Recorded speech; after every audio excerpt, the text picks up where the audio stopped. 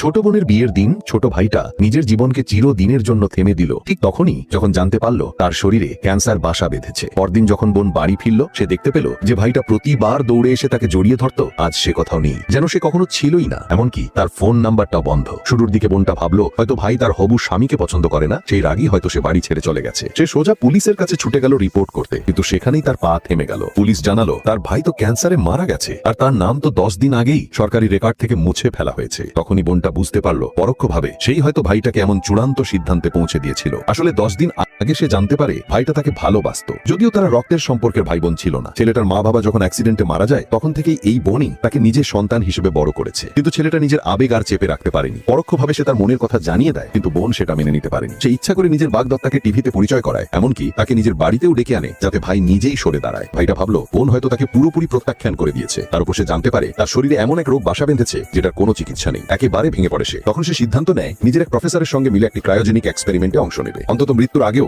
বিজ্ঞানের জন্য কিছু করতে পারবে। নিজের ফ্রিজিং এর তারিখ হিসেবে সে বোনের বিয়ের দিনটিকেই বেছে নেয়। কিন্তু সেই রাতেই যখন সে ব্যাগ গুছাচ্ছিল বোনের হবু বর তার ডায়েরি পড়ে ফেলে, আর সেখান থেকে সব জেনে তাকে অপমান করতে শুরু করে। তাকে মানসিকভাবে অস্থির বলে কটাক্ষ করে, কারণ সে একবার নিজের চোখে দেখেছিল কিভাবে তার মা তার বাবাকে ছুরি দিয়ে মেরে ফেলেছিলেন। এসব শুনে ছেলেটার ধৈর্য ভেঙে যায়। সে রেগে গিয়ে তার গলা ধরে বলে তোর মায়ের সম্পর্কে একটা শব্দও বলবি না। ঠিক তখনই বোনটা সিঁড়ি দিয়ে নামছিল, আর সেই সুযোগে কুনিয়াদো এমন ভাবে অভিনয় করে যেন ভাইটা তাকে মারছে। সে এমনকি মিথ্যেও বলে দেয় তোর ভাই আমাকে বাড়ি থেকে তাড়াতে চায় কারণ ও ভাবে আমি এই পরিবারের উপযুক্ত না। বোন কিছু না শুনেই সোজা ভাইকে একটা চড় মারলো। বললো তুই এখনই ক্ষমা চা, না হলে চিরদিনের জন্য সম্পর্ক শেষ। আমি চাই না আমার বিয়েতে কোনো ঝামেলা হোক। ভাই কিছুই বলেনি, অপমান চুপচাপ সয়ে নিয়েছিল, এমনকি ক্ষমাও চেয়েছিল। পরদিন সে সোজা সেই ল্যাবে চলে যায় যেখানে তার শরীর ফ্রিজ করা হবে। সে অনুরোধ করে তার ক্যাপসুল যেন সমুদ্রের নিচে পাঠিয়ে দেওয়া হয় যাতে সে আর কখনো ফিরে না আসতে পারে। বোন যখন বাড়ি ফেরে তখন ভাইয়ের ঘরে সে খুঁজে পায় তার টার্মিনাল ক্যান্সারের রিপোর্ট। বুনিয়াদো তখন ব্যাখ্যা দিতে থাকে, বলে আরে এটা তো বন্ধু বান্ধবের মধ্যে একটা মজা ছিল। বোন কিছুটা বিভ্রান্ত হয়ে যায়, ভাবে হয়তো ভাই এসব করছে শুধু অ্যাটেনশন পাওয়ার জন্য। ভাই চাইনি তার জন্য বোনের মন খারাপ হোক, এমনকি পরীক্ষার উপরও প্রভাব ফেলতে চাইনি, তাই বলেছিল হ্যাঁ এটা ছিল শুধু একটা মজা। কিন্তু বোনের সন্দেহ গেল না। সে ভাইকে হাসপাতালে নিয়ে গেল চেক আপ করাতে, কিন্তু কুনিয়াদো আগেই টাকা দিয়ে ডাক্তারকে ম্যানেজ করে রেখেছিল। ডাক্তারও মিথ্যে বলল, ছেলেটা পুরোপুরি সুস্থ।